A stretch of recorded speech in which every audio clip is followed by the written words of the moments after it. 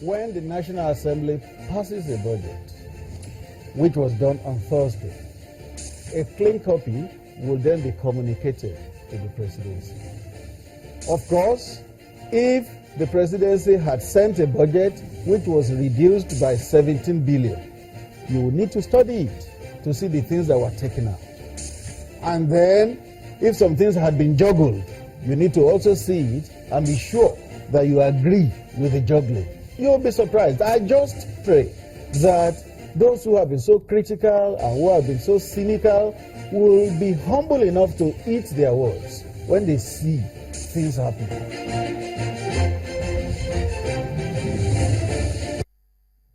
Welcome back. Well, let's continue the conversation. There's been a lot of bickering going on amongst the leadership of the ruling All Progressive Congress. They seem to be divided over several issues, ranging from the running of the party affairs to the handling of the trial of the Senate President, Bukola Saraki, at the Code of Conduct Tribunal. Mr. Shutu, you're a lawyer. Let me ask you from a legal perspective now, though it has a lot of political undertones, the infighting within the ranks of the All Progressives Congress. Do you perceive that this might have some hand, or there might be this might be one of the underlying causes why there is a delay in the presidential assent of the budget? No, all that is in the realm of speculation. What is happening within the rank and file of APC is democracy in progress. And then I think Nigerians must also admit the fact that this is a political party that is determined to undertake self-audit of itself. You understand what I'm saying? You saw Asiwaju Bola Ahmed Tinubu came out the other day to openly identify with Nigerians by criticizing the Minister of State for his comments. And you also saw that, that is something that's unprecedented. And you saw the Minister of State also react maturely by apologizing to Nigerians for such comments.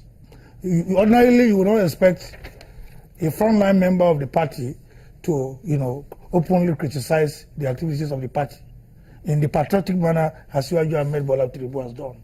This is salutary. This is democracy. You can disagree. And what is going on within the rank and file of APC is democracy in action. The beauty of disagreeing to agree.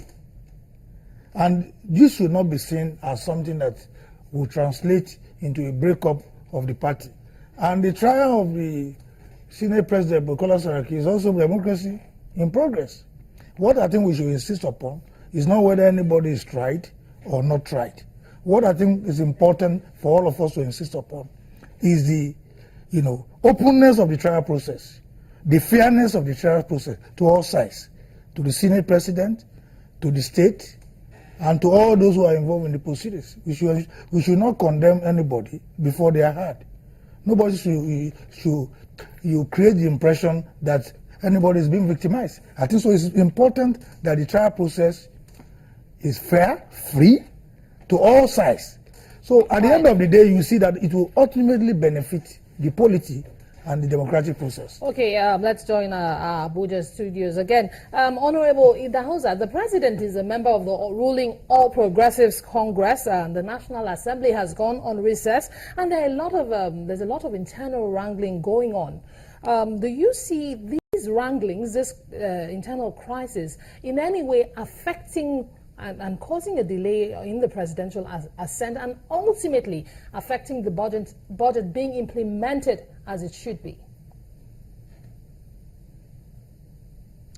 Well, I don't see any wrangling within the political party as likely to affect the duties of the president based on his oath of office and his commitment to the Nigerian people. I expect that in a few days, in very few weeks, that the president would have finished reviewing the details that I believe the National Assembly will soon send to him, and then of course do what is right in the eyes of the country and in the laws of our land, sign our budget and get the country back to work. As far as the differences in the political party are concerned, I think President Bill Clinton, when he once visited Nigeria, described that as a necessary democratic tension. So it is understandable that that type of tension, which is part of the development of every democratic society, is a sine qua non for growth. For example, as my brother Shitu said, the statements that Asiwaju Bolaji made in support of the pains of the Nigerian people, if it were said many years ago, it would have been described as an anti-party statement.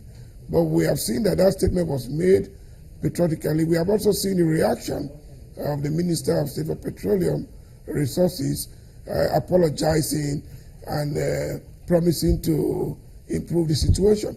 Again, another matured reaction, another benefit and dividend of democracy, an indication that we are approaching the period where the right of freedom to speak and thought will be duly guaranteed.